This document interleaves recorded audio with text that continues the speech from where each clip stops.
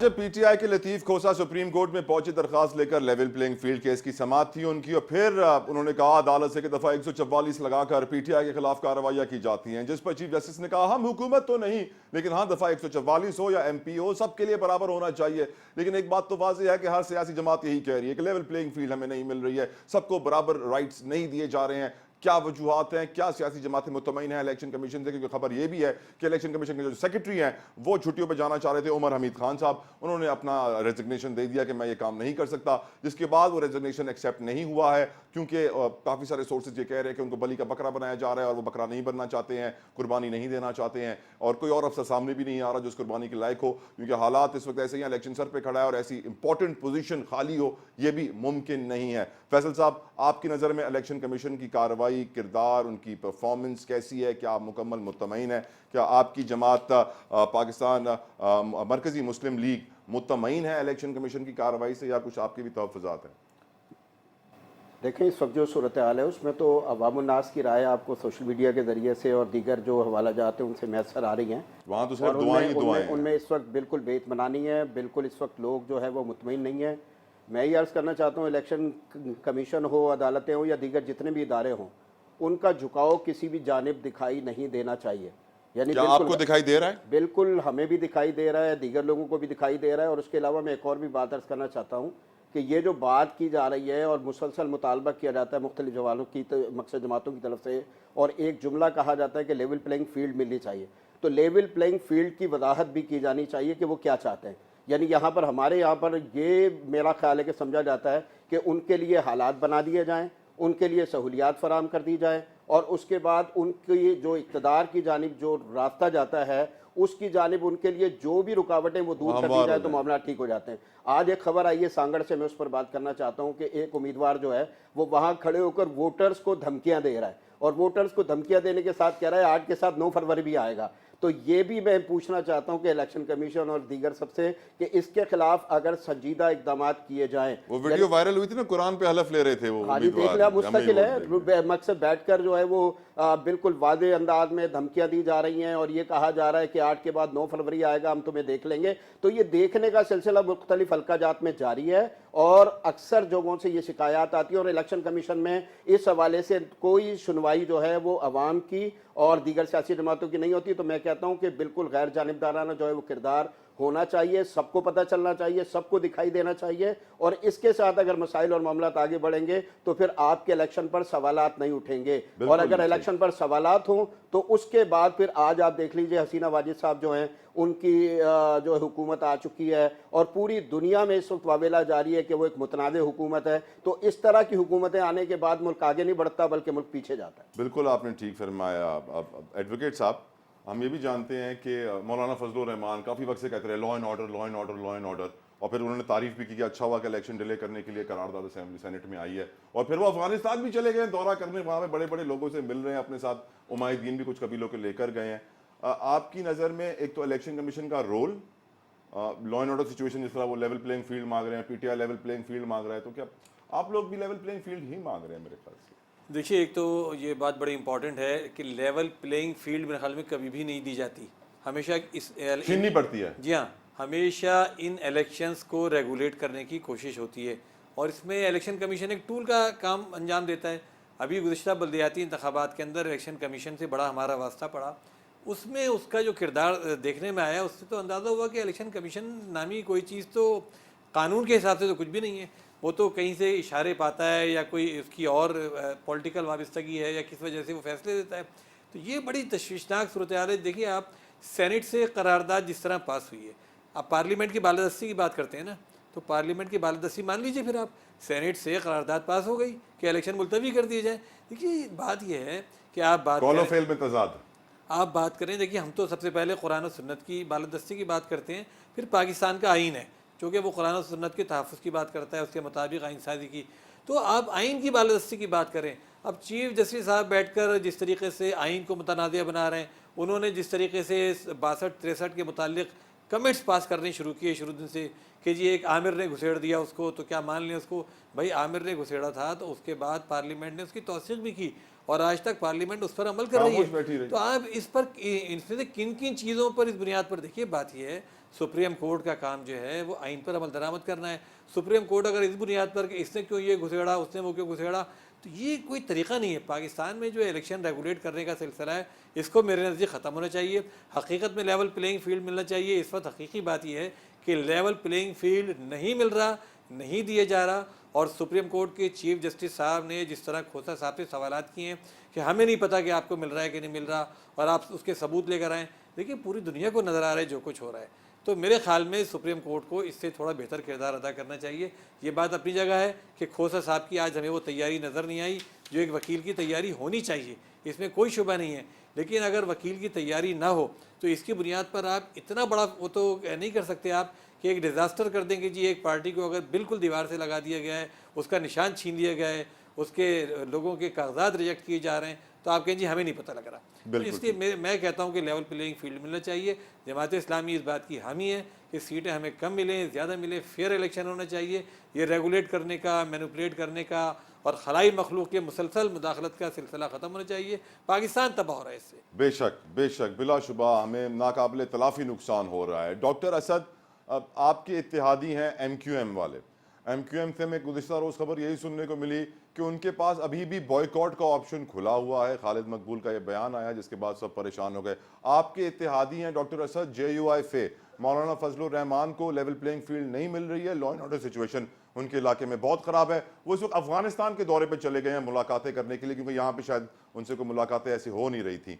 ऐसे में आप वाहिद जमात रह जाते हैं जिसको लेवल प्लेइंग फील्ड से कोई तकलीफ नहीं है और मुत्तमईन नजर आ रहे हैं लेवल प्लेइंग फील्ड से। आप थोड़ी रोशनी डालेंगे सर, आपके इत्तेहादी मुश्किल में और आप खुश? देखिए, पहले तो मैं आपकी थोड़ी सी तशरीह करना चाहूँगा कि आप दुनिया के आप उनको अपडेट कर रहे हैं अवाम को, पाकिस्तानी। हमारा किसी से कोई इत्तेहाद नहीं है। क्या कोई कॉमन पार्लिमानी बोर्ड बना है इत्तेहाद का जो टिकट इशू करे जैसे MMA में हुआ था, या PDM की जिस तरह हुकूमत थी कि वो सारे मिल के कर रहे थे? हमारा कोई इत्तेहाद नहीं हुआ। हाँ, बात ज़रूर चल रही है मुख्तलिफ पार्टी से। कोई भी पार्टी ये क्लेम नहीं कर सकती वो पूरे पाकिस्तान में इक्वली पॉपुलर है और उसका वोट बैंक हर एक जगह एक ही तरह का है। कहीं ना कहीं किसी ना किसी को कमजोरी है और वहाँ वो फिर सीट एडजस्टमेंट करते हैं। ये आज से नहीं हो रहा, ये जब से पाकिस्तान की हिस्ट्री है सियासत की और इलेक्शन की, उसमें ये हो रहा है। और हमारा किसी से कोई इत्तेहाद नहीं है, ना किसी से वो है। हाँ, बात हो रही है, अभी फाइनल भी नहीं हुई कि सीट जनरल किन किन सीटों पे होगी। सीट जनरल लोकल होती है और कुछ सीटों में थे। ये इत्तेहाद नहीं होता कि दोनों पार्टियों के सदर बैठ के फिर डिसाइड करें किस किस को टिकट देनी कॉमन पूल से, इसे इत्तेहाद कहते हैं। और इसके कैंडिडेट जो होते हैं वो इलेक्शन में फिर इत्तेहादी बन के कैंडिडेट जाते हैं। वो कहते हैं कि जो हम नुमाइंदे हम फलां साहब के, हम नादिम उनके भी हैं, हम जरदारी साहब के भी हैं, हम नवाज शरीफ साहब के भी हैं, हम काजी हुसैन के भी हैं। इसको इत्तेहाद कहते हैं, ऐसी कोई बात नहीं है। चले मैं आपके लिए सर मैं रिफ्रेश कर देता हूं, वो पार्टियां जो आपके करीबी दोस्ताना ताल्लुकात जिनके साथ आपके हैं उनको मुश्किलात हैं। चले मैं रिफ्रेश कर देता हूं, अब दोस्त की मुश्किलात की भी परवाह क्या नून लीग को नहीं होगी हुजूर? देखिए, दोस्ती किस चीज की है? वो भी इलेक्शन लड़ रहे हैं, हम भी इलेक्शन लड़ रहे हैं। हाँ, सीट एडजस्टमेंट जरूर हम कर रहे हैं। आपने देखा नहीं थी आज से कोई 1.5 साल पहले क्या ये हमारे दोस्त थे? ये किन के दोस्त थे? ये किन के दोस्त थे? चले मौलाना फजलुर रहमान तो 1.5 साल पहले भी आपके दोस्त थे। देखिए, मौलाना एक PDM बनी थी उसमें थे, बिल्कुल थे। वो एक जो RTS बिठा के हुकूमत लाई गई थी उसको हटाने के लिए या उसको जो है वोट ऑफ नो कॉन्फिडेंस के लिए, उसके लिए वो बना गया था। उसमें भी सीट एडजस्टमेंट वाली कोई बात नहीं थी, ना इत्तेहाद वाली बात थी। आपने देखा नहीं, पीपल्स पार्टी बीच में से निकल गई थी, वो फिर वापस आ गई जब वो हुआ सब PDM की हुकूमत, वोट ऑफ नो कॉन्फिडेंस हुआ। तो उसका ये मतलब नहीं कि वो इत्तेहादी थे या वो नाराज हो गए या वो दोस्त थे। पॉलिटिकल पार्टीज आपस में बात करती रहती हैं और उन्हें करते रहना चाहिए। यही जमहूरियत का हुस्न है और इसी से पाकिस्तान आगे बढ़ेगा। ये नहीं हो सकता कि मैं एक पार्टी जो है जिसे कहते हैं रूठ के बैठ जी और मुंह फेर ले कि मैंने किसी से बात नहीं करी। तो इस तरह जमहूरियत या जमहूरी रवायात जो है वो आगे नहीं पनप सकती। बाकी बात जो फिर रही पीटीआई से भी कि बात कर लें सर, उसमें क्या हर्ज है? देखिए, आपने पिछले 5 सालों में देखा कि कितनी दफा पीडीएम ने या मियां शहबाज शरीफ साहब ने as a leader of the opposition पहले दिन ही ऑफर की थी कि हम काम करना चाहते। ये कौन था? ये कौन डाकू था जो कहता था मैं इन चोरों से बात नहीं करूंगा, जो बाद में खुद डाकू निकल आया? आपके सामने है। आखिरी पूरी उनकी टीम ने डिसाइड कर लिया था कि जी कब इलेक्शन जनरल होने हैं, ठीक। लेकिन एक शख्स ने सिर्फ इस वजह से कि वो उसमें नहीं आ रहा था, उसने उसको सबोटाज किया। बार बार उनके पार्टी लीडर्स कहते थे कि जी हमारा पीडीएम के साथ हो गया राब्ता, कौमी असम्बली जो है वो डिसॉल्व हो रही है और इलेक्शन होने, हर चीज तय हो गई थी। ये कौन था? कौन बात नहीं करना चाहता? ये देखें, गैर सियासी लोग जो होते हैं वो बात नहीं करते। सियासी लोग अपने दुश्मनों के पास भी जाके उनसे वोट मांगते हैं ठीक। और उन्हें मांगना चाहिए। ये कोई ऐसी बात नहीं है, उनका हक है। हर ठीक सर। पार्टी का, हर कैंडिडेट का हक है कि वो हर एक के पास जाए। देखिए, ठीक मेरे सर। पास मेरा मुखालिफ भी वोट मांगने आ गया था, तो इसमें क्या हुआ? हमने आपस में बैठ के अच्छी तरह बात की और वो उसका मौक़िफ़ सुना, वो तो हमने सर अपना मौला सुनाया, मौला का क्या सर हो गया? एक खूबसूरत कॉल है सर कि दुश्मन के पास भी जाओ तो अपनी खुशबू फैला कर आओ। बिल्कुल ऐसा ही होना चाहिए। बिल्कुल ठीक बात है। याया साहब, अगर आपसे मैं जानना चाहूँ, लेवल प्लेइंग फील्ड का केस हमने आज देखा, लतीफ़ खोसा साहब सुप्रीम कोर्ट में दोबारा पेश हुए। साथ साथ आइन और कानून के तहत इलेक्शन कमीशन की जिम्मेदारी है कि हर जमात को बुनियादी हक दिया जाए, इक्वल राइट्स दिए जाएं। अगर इलेक्शन कमीशन ये आइनी जिम्मेदारी पूरी करने में नाकाम होता है तो आइन क्या करता है इलेक्शन कमीशन के साथ? याया साहब थोड़ी रोशनी डालिएगा, और आपकी नज़र में इस केस का अंजाम क्या होते हुए नजर आ रहा है आपको? देखिए, लेवल प्लेइंग फील्ड होना, इस बात पे तो कोई दो राय नहीं है कि हर पॉलिटिकल पार्टी को इलेक्शंस में लेवल प्लेइंग फील्ड मिलनी चाहिए। लेकिन प्रॉब्लम इस बात की भी है कि लेवल प्लेइंग फील्ड होने का मतलब ये भी नहीं है, जो चीफ जस्टिस साहब कह भी चुके हैं, कि लगता ये है कि हर मामले को सुप्रीम कोर्ट ऑफ पाकिस्तान के सामने लेकर आया जाता है। और शायद ये प्रेसिडेंट जो है वो पुराने चीफ जस्टिस उमरता बंदयाल ने ही रखी थी, कुछ फेवरेबल ऑर्डर्स देकर। जब वो इमरान खान अदालत में आते थे तो उनसे बड़े अच्छी गुफ्तगू करते थे, तो शायद उन पीटीआई को यूँ लगने लग गया है कि लेवल प्लेइंग फील्ड लेने के लिए आपको रुजू करना पड़ेगा हाईएस्ट कोर्ट के पास। लेकिन प्रॉब्लम ये है कि देखिए, जुडिशरी भी किसी विद इन सम पैरामीटर्स जो है वो काम करती है। जब भी अपने पैरामीटर्स से तजावुज़ किया है जुडिशरी ने, तो विद इन सम टाइम उनको बड़ी क्रिटिसिज्म मिली है। आप चीफ जस्टिस इफ्तिखार मोहम्मद चौधरी से शुरू कर लें और चीफ जस्टिस साकिब निसार तक चले जाएं, तो कभी भी जुडिशरी जो है वो जितना अपने मैंडेट से ओवरस्टेप किया है अपने जुडिशरी ने, तो फ्यूचर में उन चीफ जस्टिस के लिए कोई अच्छी लेगेसी नहीं रही।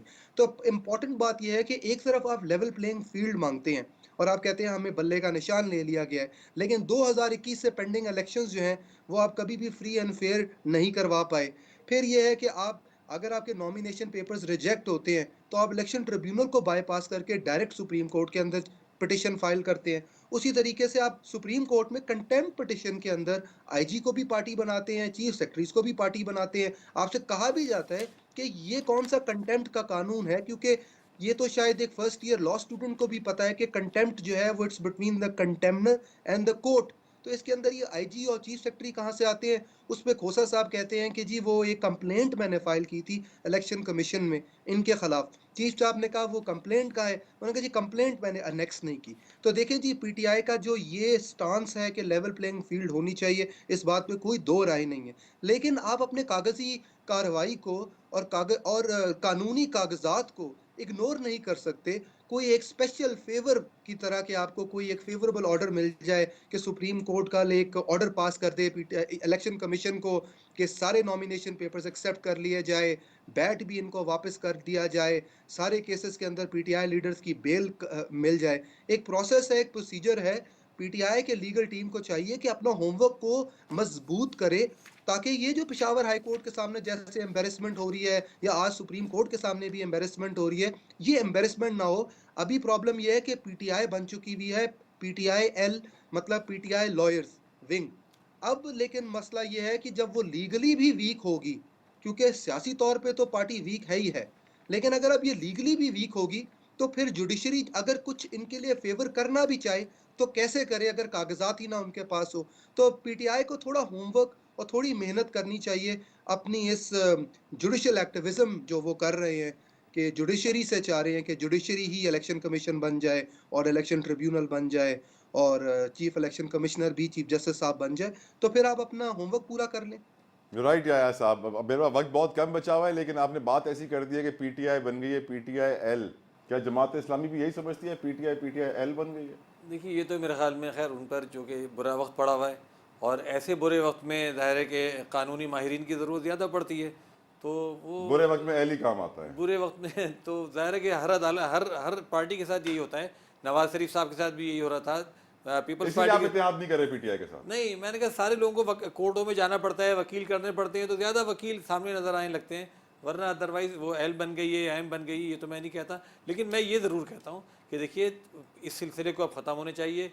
नवाज शरीफ साहब पसंद नहीं थे, उनको नाअहल करवा दिया गया। बेनज़ीर भुट्टो पसंद नहीं थी, फलाने पसंद नहीं था, फातिमा जिन्ना, लियाकत फातिमा अली जिन्ना। खान। देखिए ना, क्या तारीख है पाकिस्तान की। आप मतलब इसको किस तरह ठीक करेंगे? मैं कहता हूँ इतनी डोर उलझा दी गई है। ठीक करेंगे ये अच्छा नहीं ये है, डो जब इतनी उलझ जाती है तो काटनी पड़ती है। मजीद उलझाई जा रही है। पहले भी कट चुके हैं। पहले भी कट चुकी है, लेकिन वो काटने वाले भी वही होते हैं, उलझाने वाले भी वही होते हैं, सीधा करने वाले भी वही हैं। मतलब जाए तो कहाँ जाए? क्या पाकिस्तान मरकजी मुस्लिम लीग के पास कोई मुआशी प्लान है फैसल साहब? यकीनी तौर पर मैं ये अर्ज़ करना चाहता हूँ कि इस मुल्क का जो सबसे बड़ा मसला है ना जी। यानी मैं आपके सामने कोई दावा करूँ, बिलावल भुट्टो जरदारी साहब ने किया कि 300 यूनिट हर एक को राशन फ्री कार्ड, दे किसान देंगे, कार्ड, इतने मजदूर फला कार्ड, फला फला, नौजवान ये कार्ड, सारी भूख चीज़ें। मिटाओ कार्ड। मैं ये अर्ज़ करना चाहता हूँ कि इस वक्त जो सबसे बड़ा हमारा मसला है, वो मसला मकसद जो सिस्टम इस वक्त मौजूद है, चोरी उसको काम गलत चोरी। तरीके से चलाना है। शफाफियत मौजूद नहीं है, ट्रांसपेरेंसी मौजूद नहीं है। आप देखना शुरू कर दीजिए, बिजली का मसला हो, रेलवे का मसला हो, पीआईए का मसला हो, तो आपको हर जगह पर मखसूस वक्त किस्म फैसल के भाई लोग खत्म हो मखसूस गया। आई किस्म एम का सो तरीका सॉरी। दिखाई मैं देगा। शुक्रिया अदा करूंगा सैफुद्दीन एडवोकेट साहब का, फैसल नदीम साहब का, सेनेटर डॉक्टर असद अशरफ साहब का, आप तीनों मेहमानों का, साथ साथ याया फरीद साहब आपका भी। ब्रेक के बाद हम डिस्कस करेंगे माशी हालात, मुल्क के इकोनॉमी को। खुरम शहजाद मुझे ज्वाइन करेंगे। कर्जे रिकॉर्ड तादाद इजाफा, नुकसान सरकारी इदारों में रिकॉर्ड इजाफा। ब्रेक के बाद।